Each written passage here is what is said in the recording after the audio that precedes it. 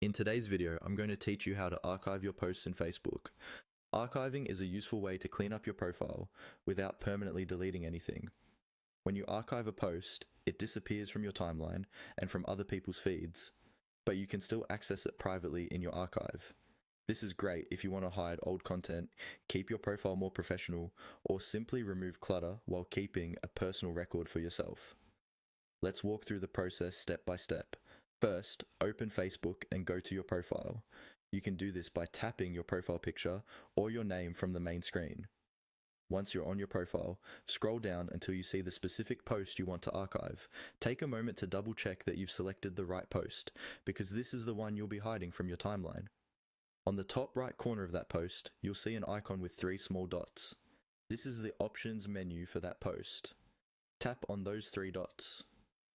When you do, a menu will appear with several actions you can take, such as editing the post, changing the audience, or moving it to the trash. From this menu, look for an option related to archiving.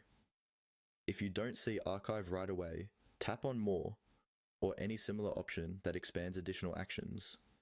Different app versions or updates may rearrange the menu slightly, so archive may be tucked under that more section. Once you find it, select Archive. After you tap Archive, Facebook may show you an on-screen prompt or confirmation message. This might explain what archiving does or ask you to confirm that you really want to archive the post. Carefully read what's displayed so you understand that the post will be hidden from your timeline, but not deleted. When you're ready, follow the on-screen prompts and confirm your choice.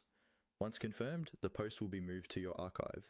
It will no longer be visible to friends or the public on your profile, but you can still find it later in your account's archive section if you ever want to review it, restore it to your timeline, or delete it permanently. That's all there is to it. By using the archive feature, you can manage your Facebook presence more intentionally, keeping your profile clean while still preserving memories for yourself.